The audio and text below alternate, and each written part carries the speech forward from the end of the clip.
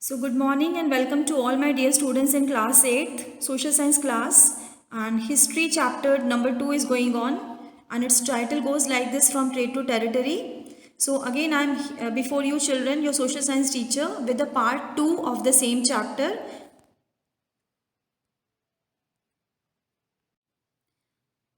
So now children, we are going to have the recap what we have done in part 1. Okay, so let us have a quick recap of those topics which we have covered up. So we have done the basic introduction of the chapter. Then we began our chapter with the first topic: how did East India Company come to East? Then how did East India Company begin trade in Bengal? How trade led to battles: the Battle of Plassey, which was fought in the year 1757, and the second Battle of Buxar in 1764. So these many parts we have covered up children, and now in this part 2 we are going to proceed with our chapter number 2. So children, see our new topic I am going to start today: company officials become nabobs. So till now what was our last topic?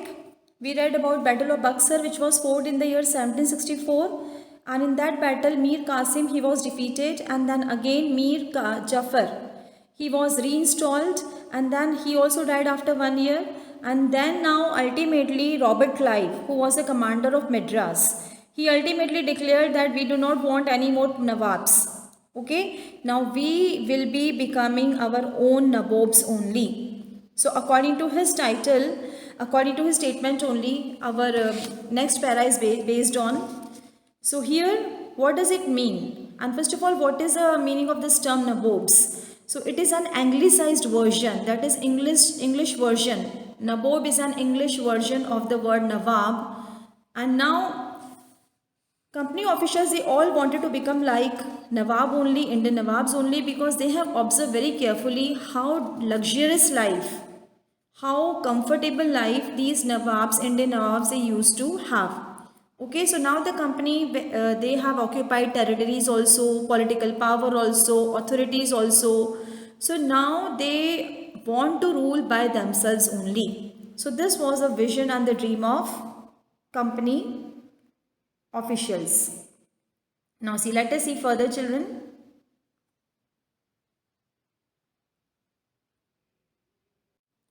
Yes, so which was the first victory of Britishers in India? The Battle of Plassey. So after winning the Battle of Plassey, all the Nawabs, they had gifted huge sum of they were gifted huge sum of money and the land, huge lands, as a personal gift. Okay, so this was given to the company officials after winning the Battle of Plassey. And then let us read about the Robert Clive also, who came to India at the age of only 18 years. Then he was a commander in Madras, military commander, and when he as long as he was giving his services in India, he had amassed a huge wealth. He had made his fortune very big and very bright by amassing the wealth of pound 401.102. So when he came to India, he was a very simple and normal officer. He was not having a lot of wealth. But when he was in India, so during his service period or during his tenure, he was able to collect a huge amount of money. And when he went back to England, there everybody was casting a doubt on his wealth. And then a case had also gone under the trial in the court, and then everybody was having this suspect that how Robert Clive was able to amass a vast wealth. And then ultimately he was acquitted also. Acquitted means he was free from the charge of this corruption, because a corruption charge was put on him, and but finally he was free from the corruption charge. But in 1774 he committed suicide because he felt very guilty of it.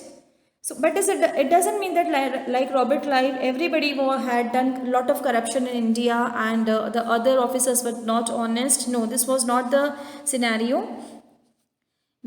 Many officers, British officers, they came to India with the vision that they will do the services here, they will give their services and they will collect, and in return they will get some amount of money. So, but many people, now European, everybody know that European lies in a temperate region. That is, the climatic conditions are very normal and moderate over there. And even if you'll go more above the temperate zone, then the climate is quite cold also. So what happened when many officers they came to India? So many died an early death in India due to some diseases or war, and even the climatic condition was not suitable to them because they were coming from temperate region, and here in India we have the tropical region. Okay, tropical climate we have. So that was also one of the factor that it was not suitable to them. So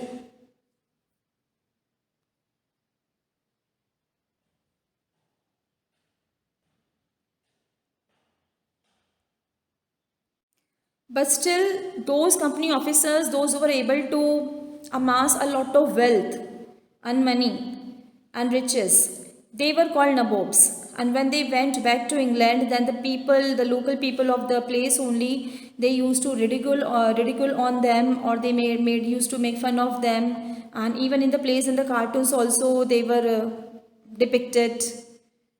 So now, children, finally we are going to see how did company rule expand. This is the next topic we are going to cover up here now. So as you can see here, the process of annexation of Indian states. Okay. So now here we are going to read that how did company establish their political powers. And now we are going to read that the period between the 1757 and the 1857, that is a period of 100 years. What had happened and how did company rule expand during these 100 years? So from 1757 we have seen the first Battle of Plassey we have seen, and its result also we have come across. Now in both the events we can say, the Battle of Plassey, the Battle of Buxar, the company had used their military power.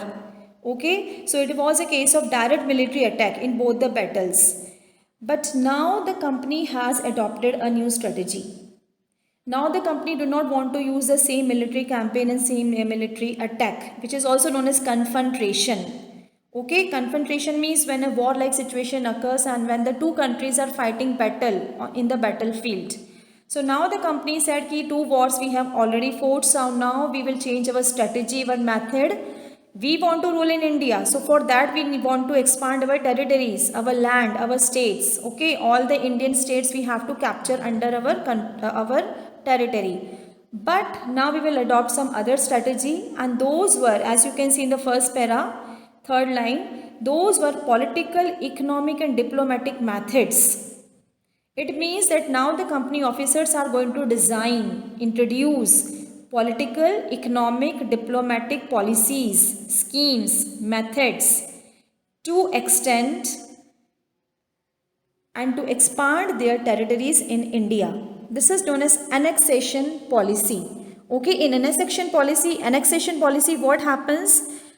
The territory is added to one's own territory by adopting different methods or policies.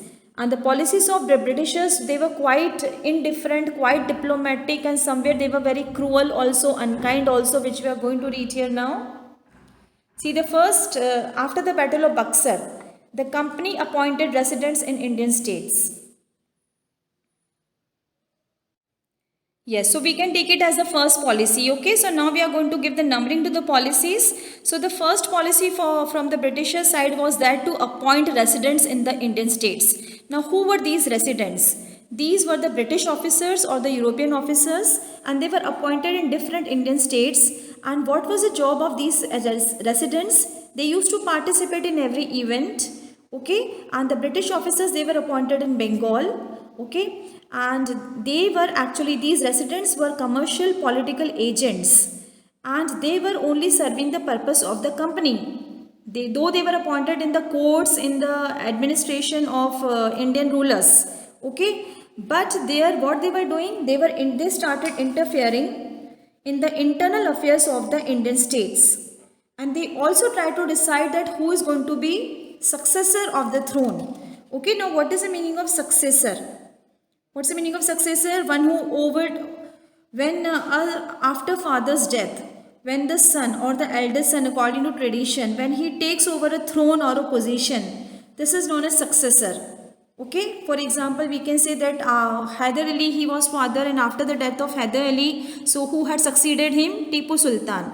Tipu Sultan had succeeded Hyder Ali. Okay, so now this also was to be decided according to the residents, that who is going to be successor in the Indian kingdoms and who was to be appointed in the administrative post. Okay, so now the company has introduced one policy which was known as subsidiary alliance. Okay, so the subsidiary alliance, we have to see what it is. So what is the meaning of subsidiary? Means which is controlled by the company, something which is under the control of the company.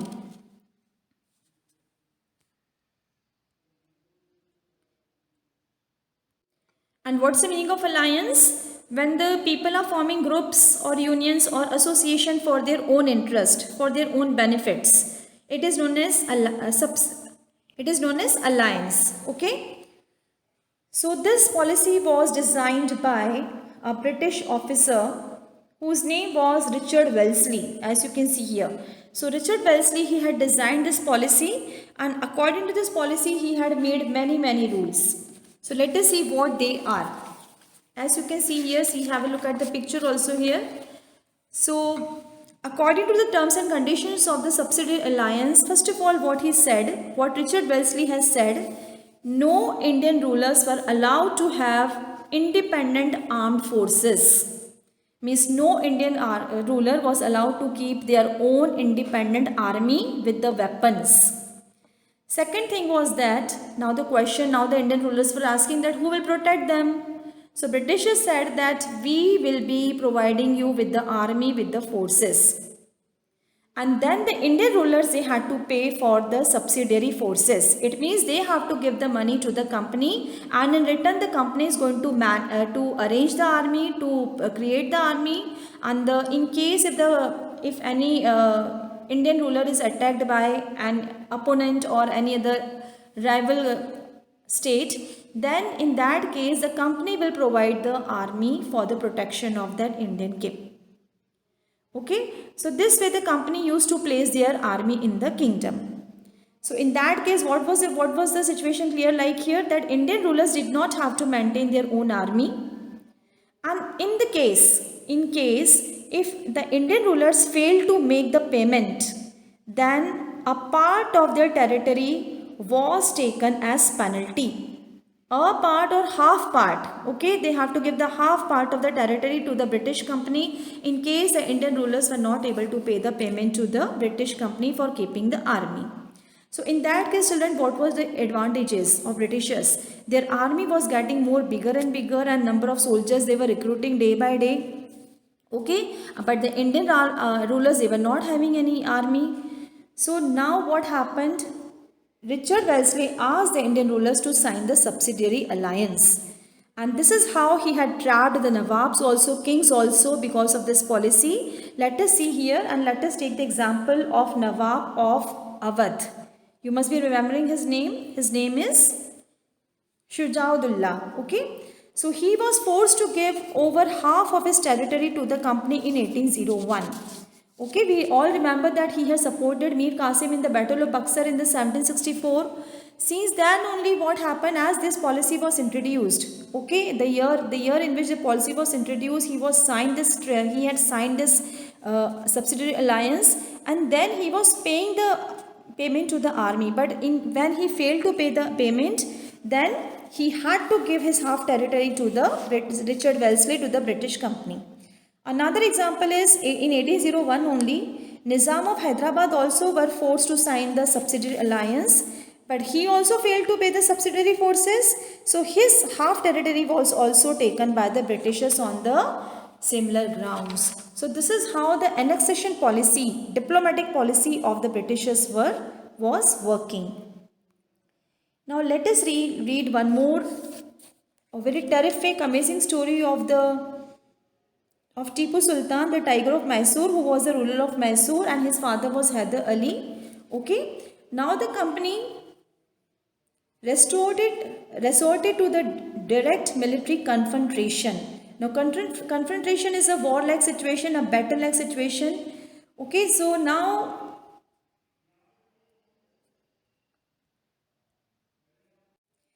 in some cases, children, we will see that wherever these policies were not working, there in that case, Britishers, of course, they were applying their direct military confrontation, okay, to protect their political or economic interest. And this had happened in the southern Indian state, Mysore, which is today's Karnataka.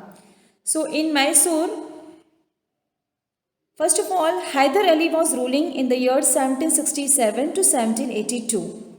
Okay, and when he died, his son was very famous because of his bravery and his strength and valor. So his son Tipu Sultan ruled from the year 1782 to 1799. Now let us try to understand some of the facts.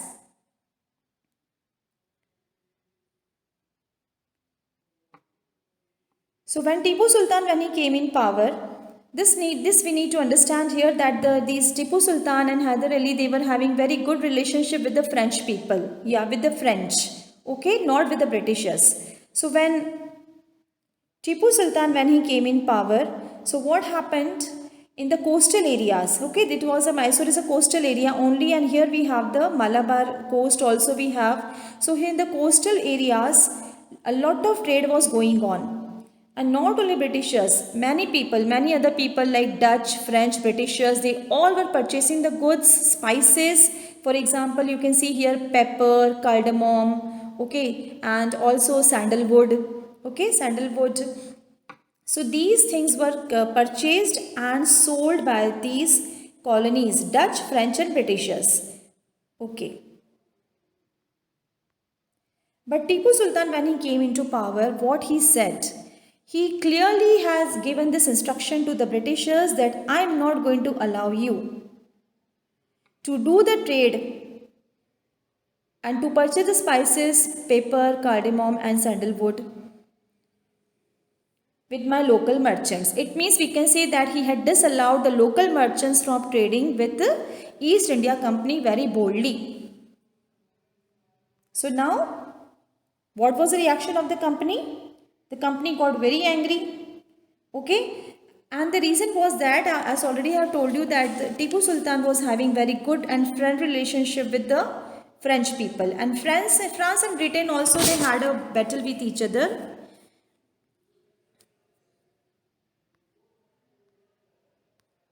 This picture I am going to explain you.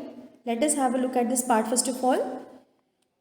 So now the Britishers, they have got very furious where they were not allowed to do the trade from Mysore, okay, from the coastal area. So now company, they founded ki Hyder and Tipu, they are very ambitious, very arrogant and very dangerous for the biggest challenges for the Britishers. So they had to be controlled and crushed, and their power should be taken away, their territory should be taken away and annexed in the British territories. So now what happened, children? Now the conflict has intensified. Now the situation has become more intense. So total 4 wars were fought with Mysore. Okay, and these were known as Anglo-Mysore wars. The first war was fought in the year, as you can see here, 1767 to 69, and in that no result had come out in this war because Hyder Ali had crushed Britishers.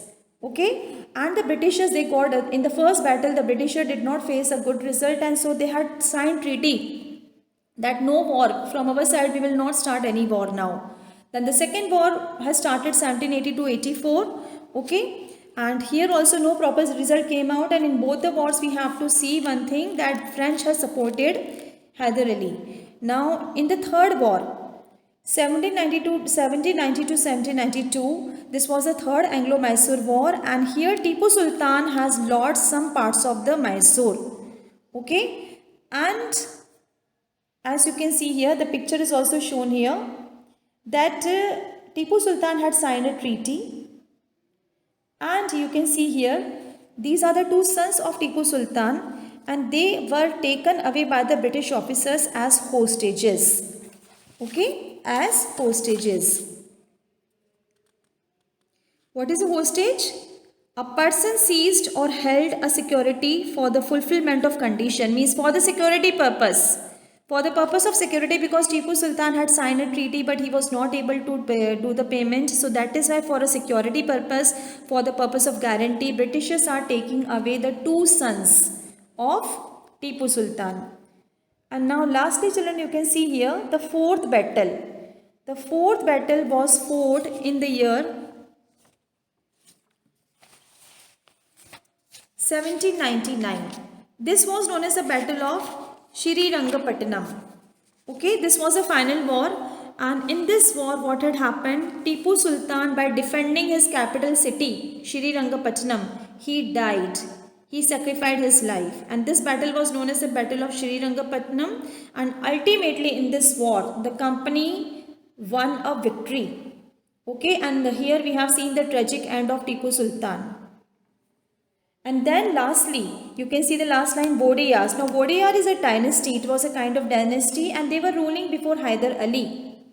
Okay, so Wadiyar dynasty, here we will see the British officers, they have placed the Wadiyar dynasty after Tipu Sultan in Mysore, and some part of the territory was taken away by the Britishers also. Some part was taken away by Maratha also, some part was taken away by Nizam also, because actually what had happened children in the third Anglo-Mysore war, again the Britishers, they were not battling alone with Tipu Sultan because they were so much afraid of the bravery of him. So what they did again, because of their diplomatic policy, they asked Marathas and Nizam to join the battle with them. So they were the combined forces of Marathas and Nizam of Hyderabad and Britishers, and that is why Tipu Sultan had lost the battle. Now here you can see this is a toy tiger, Tipu's toy tiger. Okay, you can see here, you can see the tiger roars, and whenever the tiger is attacking the European soldier, okay, the tiger roars all the time. So now children, we are moving to the next topic, war with the Marathas. Okay, so here we are going to see that in which part of India Marathas kingdom was expanded. So their kingdom was expanded from Mysore till Bengal, and Maratha Empire was very powerful till the third battle of Panipat. Okay, so they were very powerful and they have not defeated in any one of the war. So East India Company also realized their power, Maratha power. So that is why they also wanted to curb and destroy Maratha power. And what happened? Maratha had fought the third battle of Panipat in 1761 with Ahmad Shah Abdali, and in this battle Marathas were very badly defeated. And then with this defeat only, what happened? The vision and the dream of Marathas of capturing Delhi, and also their vision was they wanted to remove East India Company from India completely. This was completely shattered, broken. Okay. And now let us see something about the division of the Maratha Empire. Marathas were divided into many states under the chiefs, and those chiefs were known as Sardars, and they belong to different dynasties such as Sindhia.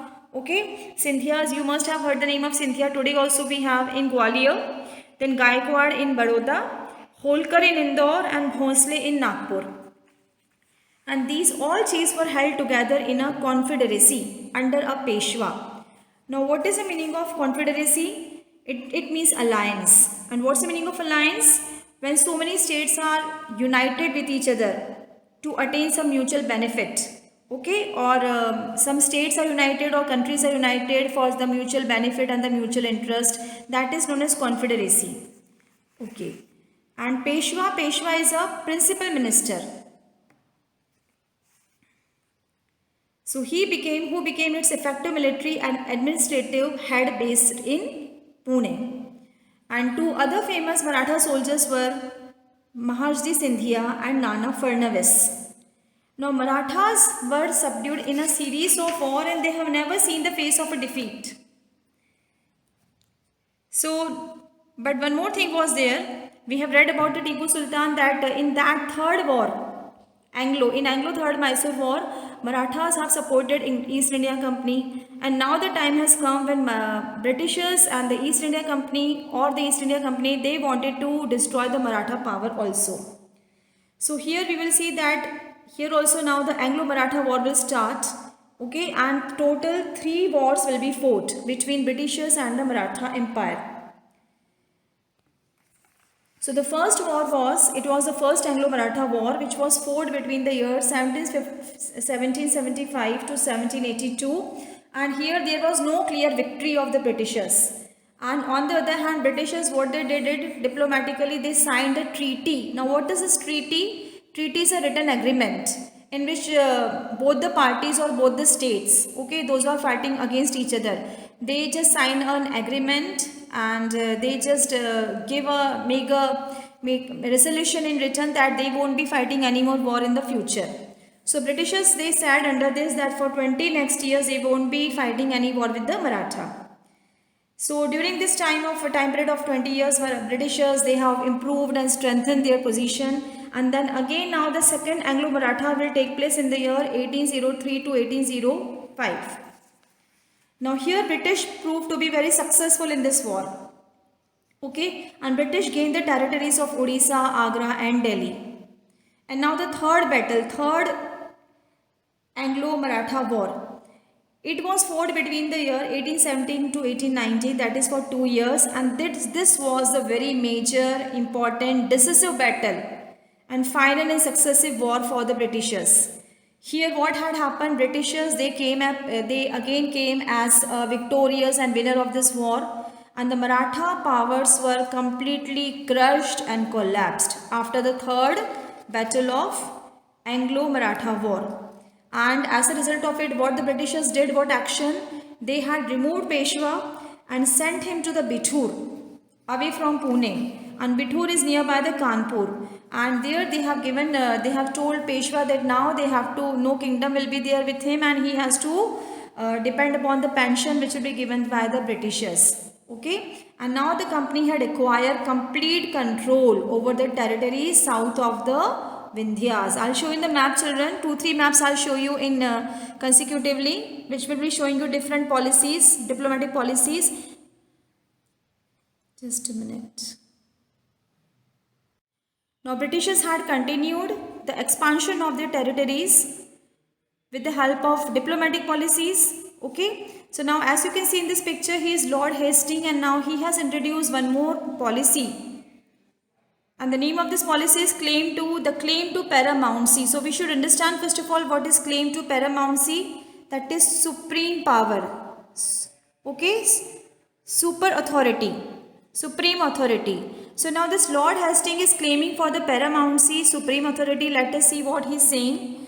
So now the Britishers, they are pursuing very aggressive policy for the territorial expansion. It means that now Lord Hastings, he is saying that first of all, he performed this policy, and he was a Governor General in the year 1813 to 1823. And according to his policy, what he was claiming, the company was claiming its authority was paramount or supreme. Okay, he is saying that now Britishers are having the complete power, the supreme power, and their power is beyond the power of Indian states. Indian states are not as much powerful as the Britishers are.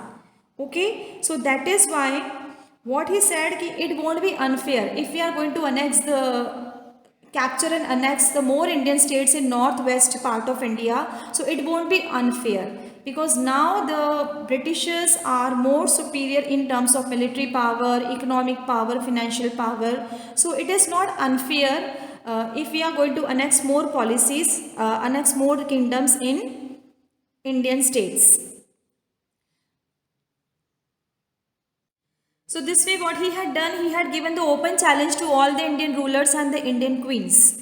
Okay, and this process, this claim to paramountcy, it did not go unchallenged, and we can see in the next para, so many Indian queens also now, they will be jumping in directly into the battlefield by challenging this policy of paramountcy of the Britishers. Okay, so here people have raised their voices very strongly against these policies of the Britishers. Amongst them, one was Rani Chennamma, as you can see here. When Britishers they approached and they tried to annex the small state of Kittur, which is in Karnataka today. So there the Queen Rani Chennamma was there. So she took to the arms and she led an anti-British resistance movement. Okay, means she with her army, she was ready to resist the British army in the battlefield.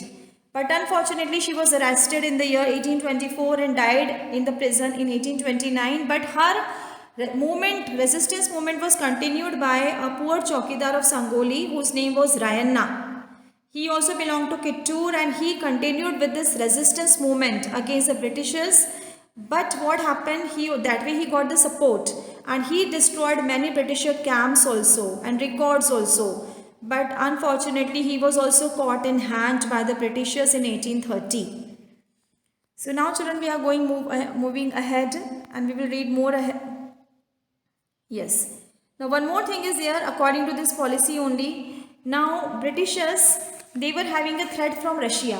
Because they are from Russia, East India Company, they thought that now Russia, that during that time they were expanding their power. Russia was also expanding their territories, and that time the Britain and the Russia, they were not having the good relationships. So that is why now British company was having the fear that Russia may enter India through northwest boundary.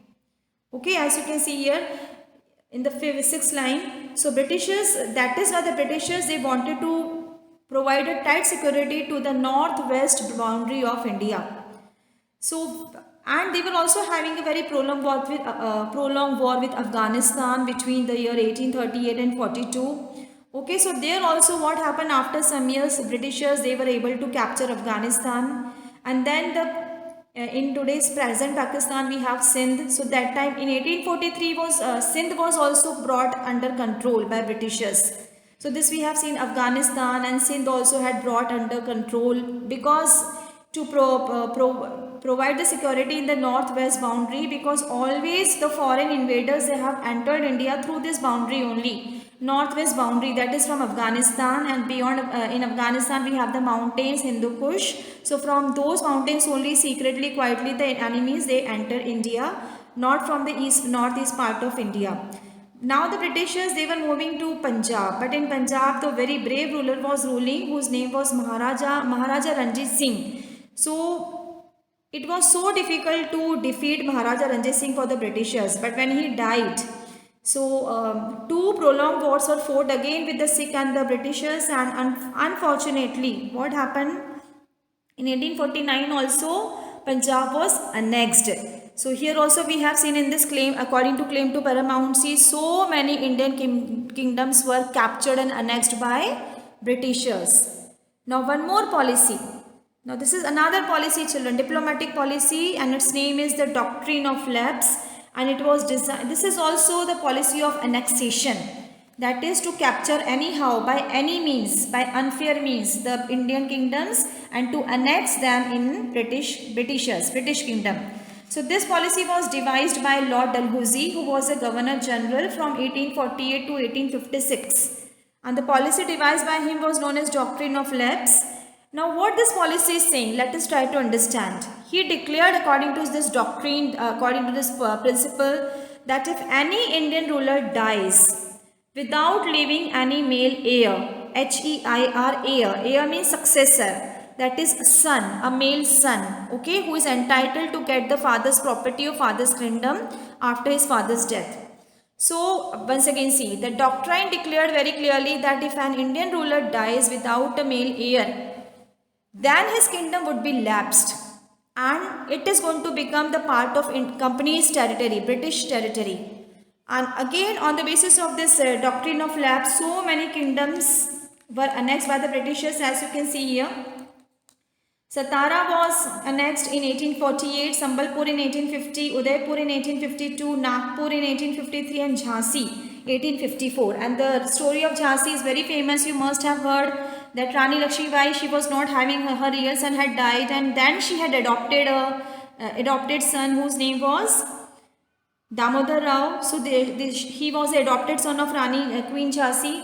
So this adopted son was not accepted by Britishers, and that is why what happened, Rani Jhansi Queen of Rajhasi, she had to fight a battle and ultimately she lost the battle and the territory also. And one more, Awadh. We will see one more example in finally in 1856. Awadh was also captured and annexed by Britishers by giving this argumentative statement. By giving this argument that we are obliged by the duty. Means we are compelled to do our duty. We are bound to perform our duty and we have to capture and annex Awadh in our British government kingdom, because there is a lot of misgovernment. Misgovernment means mismanagement is there. There is a lot of mismanagement created by Nawab over there and the people are not happy with the management of Nawab. Okay, so that is why it is our duty now to look after the people of Awadh. So we are going to capture and annex an Awadh also in our kingdom. So as a result of it, what happened? Nawab and the people, they got very much enraged. Enraged means very angry and furious. So because this was a humiliating step, humiliating means an insulting. When you're insulting someone and when you're hurting someone's dignity and respect, this is humiliating. So the people and the Nawab, they got very angry by this humiliating, insulting decision of Britishers. And that is why we will see, we are going to read in the coming chapters about the revolt of 1857 which had broke out. So Awadh will also join in the Indian army, in Indian force against Britishers. So children, these are some of the policies we have read about. Yes, dear students, now with the help of these three maps, we are going to have the comparative study of the expansion of the British rule. So take a look at the first map and see the index first of all in the yellow color. In all the three maps, the yellow color portion is showing the areas which are under the British rule. And this red color portion is showing the areas which were not under the British rule. So this is what we are going to compare in first, second and the third map. So have a look at the first map. In the first map you can see that very little portion to the eastern part, that is Calcutta. Okay, that is Bengal. So Britishers, as we all know that the first Bengal was the first place only where the Britishers, they have settled down their factory, okay, established a factory. So Calcutta, Banaras and little part we can see here nearby Odisha. So this part was brought under the control of Britishers. And this was year wise also, century wise also we can say children. This was a condition prevailed in the year 1797. Then see the condition in 1840. In 1840 children, we can see that so many parts now, okay, so many parts like eastern part, then western part, then southern part, Mysore, Bengal, then Mysore, okay, then Bombay and then Madras also. So these many parts have come under the control of Britishers. Then have a look at the map of 1857. Here we can see that maximum portions, maximum Indian kingdoms, they have brought under the control of Britishers by adopting so many large number of diplomatic policies, okay, which we have already seen. Now this map is also showing children, this map is showing the empire, Maratha Empire. You can see the Maratha Empire, you can see the Holkar, you can see the here Sindhia is also there, okay. So that blue color portion is showing the Maratha Empire, Bhosle is also there, okay. Now see children, here also we can see Maratha Confederacy, okay. Now here we are going to start, before we start our new topic, setting up a new administration, I would like to show you, let me zoom it out this map for you. Yes. So children, what term you can see here? Presidency. Now Britishers, they have until 1857, large number of Indian kingdoms were brought under the control of Britishers. So now they have to set up a new administration.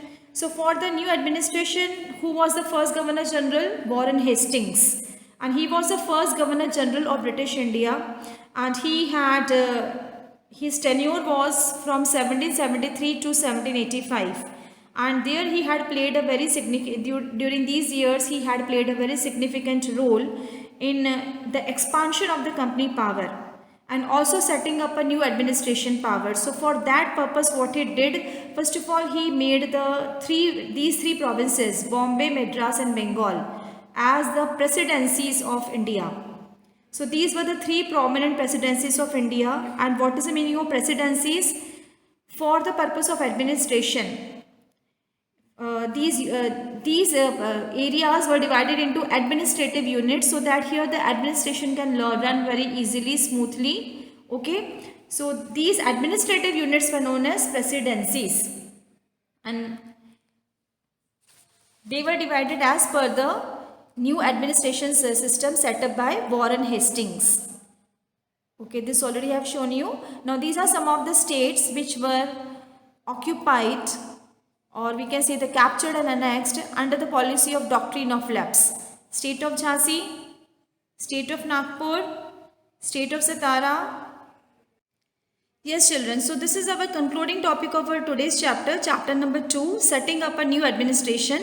So the general introduction already I have given to you. Warren Hastings, our first Governor General, he had divided the 3 presidencies for the purpose of administration. And these administrative units were known as presidencies. So there were total 3 presidencies, as you can see, Bengal, Madras and Bombay. And each presidency was ruled by a governor, and the supreme head of all these governors were Governor General. And Warren Hastings was the first Governor General of India, and he has brought so many changes in the sphere of justice and in the sphere of company's army. So that we are going to read in detail what he had done. So in the sphere of justice, what he had done in the year 1772, he had introduced and established 2 courts in India, just like Britain, just like England. Because here in India also they wanted a very proper, well-defined judiciary system. So they have brought 2 courts, they have introduced 2 courts, court system. The first one was criminal court system, which was known as Faujdari Adalat, in which all the criminal cases were dealt. And the civil court was also known as Diwani Adalat, and Diwani means revenue related to financial. Okay, so here all the cases related to money, property, they were dealt with. And second thing was that Maulvis and the Hindu Pandits, they used to interpret, means they used to explain the Indian laws to the European district collectors. Okay, now European district collectors, they used to preside over the civil courts. And the decisions were given by Qazi and Mufti under the supervision of the collectors, these collectors. So these collectors were very, very powerful, and they hold intense power. Now you can see here, this is a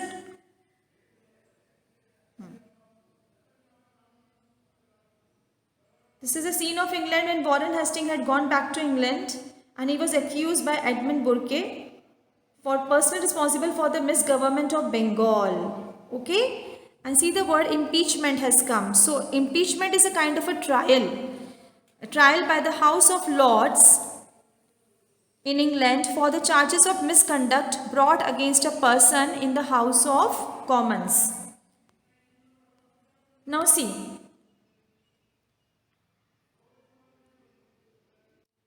Yes, so children, we were discussing about the types of courts. So 2 types of court system was established by the Europeans, and in which the Brahman Pandits and these Maulvis and the Qazis, they used to interpret, explain the local laws to the Europeans. Okay, and the Brahman Pandits, they were explaining the laws on the basis of Dharma Shastra. Okay, Dharma Shastra, what is Dharma Shastra? It is a Sanskrit text.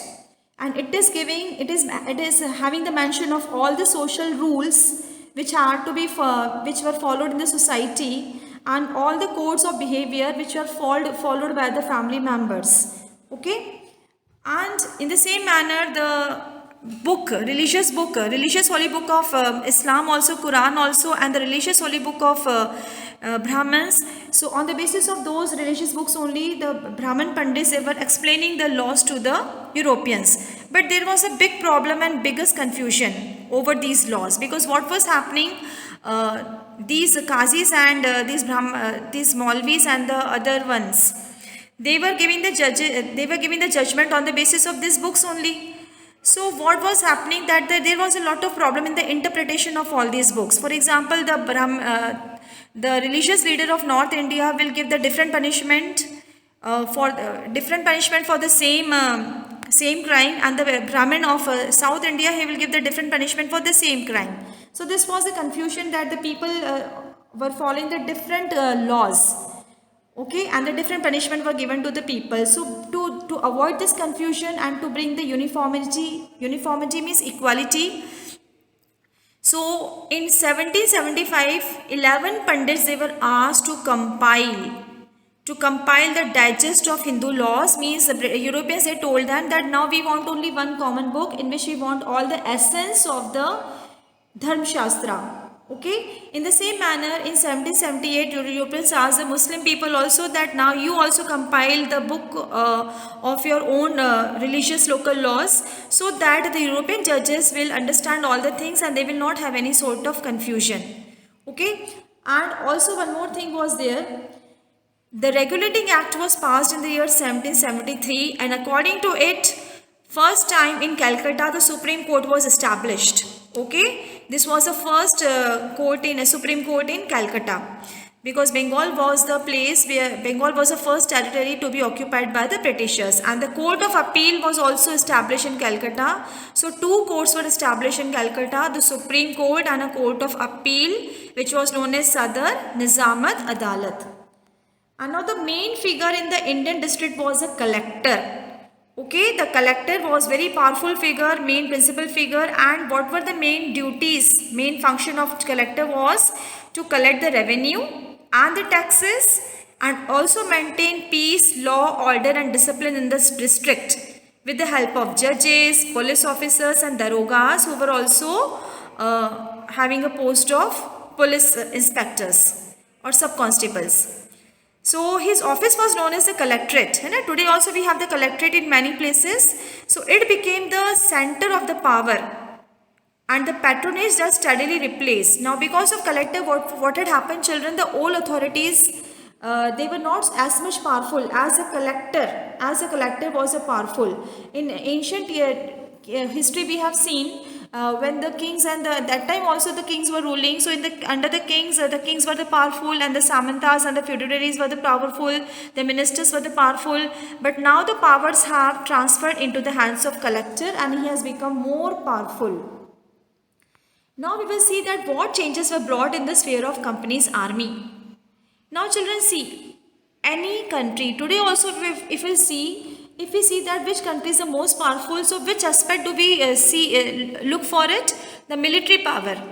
We see that which country is having the most powerful military power or military strength. On the basis of it only we can say that yes, this country is very powerful country. So in India also the colonial rule was established, first of all captured, then established, annexed and then established with the help of military power only, with the help of military strength only. Because year by year the company was increasing its military power. How? This we are going to read. Now before Britishers, who were ruling in India? The Mughal army. Now what was the composition of the Mughal army? There were cavalry, means savar, that is horse riders, ghodesavar, and these savars were the trained soldiers on the horseback. Okay, so the first component was cavalry, the second component was infantry, that is a paddle soldiers, foot soldiers, okay, those who used to fight with bows, arrows, okay, and swords and spears and other weapons. So they were given the training in archery. Who? Paddle foot soldiers. Okay, archery means in the skills of how to use bows and arrows, that is tirandazi, and also they were trained to how to use the sword. The cavalry dominated the army, and the Mughal state did not feel the need to have a large professionally trained infantry. Now here two types of soldiers were there, cavalry and the infantry. Okay, so the cavalry were so much trained how to use the sword, how to use the arrow, how to use the bows. Okay, so the cavalry were trained in the field of archery and the sword, not the infantry. So this is how we can say that the cavalry dominated, and they were more powerful soldiers as compared to infantry soldiers, because infantry soldiers were simply the local peasant people which were collected by the local zamindars of that area whenever there was a battle. And whenever the Mughal emperor, they used to inform to the local zamindars that now we want the infantry, now we want the paddle soldiers. So they used to inform to the peasants and the farmers that now you have to join the army as a paddle soldier. So they were untrained soldiers. Unlike cavalry were the trained soldiers. So this was the composition of the Mughal army, where cavalry was more dominating, more powerful. But in the 18th century, children, we are going to see just opposite to it has happened in the British army. Okay, one more thing we will see. Here, the East India Company, what they have done, they have adopted the same method when it became recruitment for its own army, okay, which was known as Sepoy army.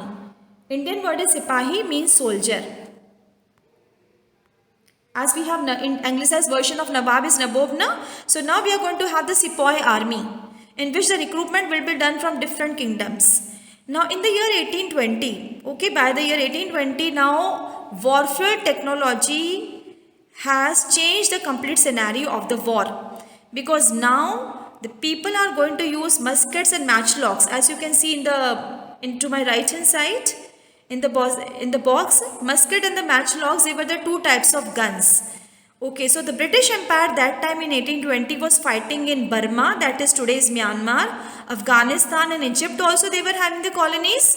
So all these British these were having the soldiers armed with the two types of newly made guns, muskets and matchlocks.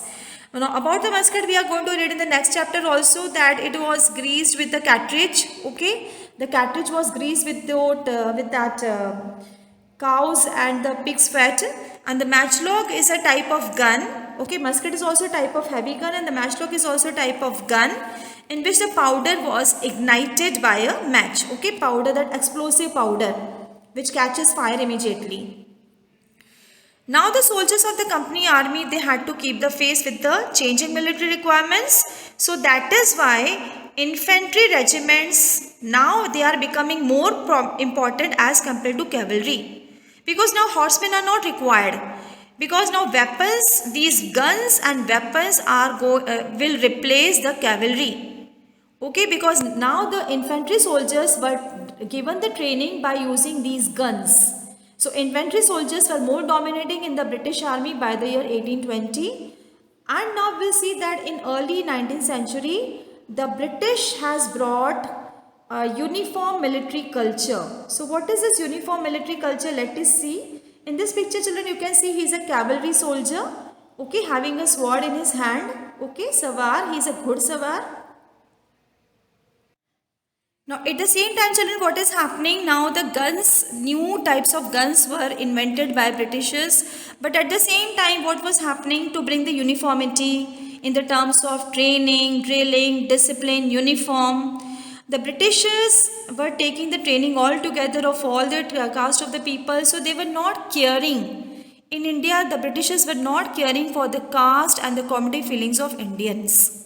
And as India was a religious based country, highly religious based country, so there something was there, some as already I have told you that the fats, the guns were greased with the cow's fat and pig, so they are going to hurt the community feelings, okay, and due to which what will happen, our soldiers, they will rebel and revolt, okay. So this we are going to read in the revolt of 1857 in the coming chapter.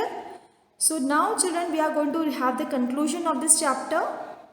So till now what we have read in this chapter, that East India Company, which was a trading company, now it has transformed to a very big territorial colonial power, okay.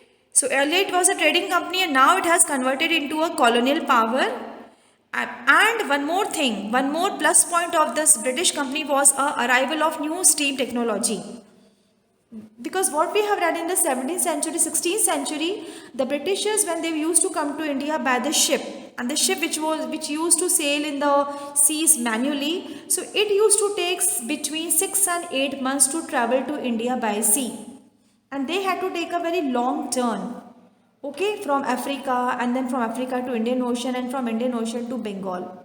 So this was a very long journey, and this long journey and hectic journey of 6 to 8 months was reduced by the steamships, okay, and it was reduced by only 3 weeks. So now, because of the invention of the steamships, Britishers and their families, they used to visit India in 3 weeks only, okay. And so because of the technology also, now in 1857, the company, it was having a direct control over the 63% of the territory, and 78% of the population of the Indian subcontinent, because that time India was not only a small country India, but a part of Pakistan also, a part of Afghanistan also, part of Sri Lanka also, part of Bangladesh also was a part of India. So it was just like a continent which was named as Indian subcontinent. Okay, so in this chapter, children, what we have read lastly, I would like to conclude my chapter with this line. So this way, with the help of technology, with the help of so many diplomatic expansion policies, the East India Company has virtually got the whole of India under its control. So with this, children, the chapter is completed. I hope you all have understood this chapter. So see you again in the next chapter. Have a good day ahead, children.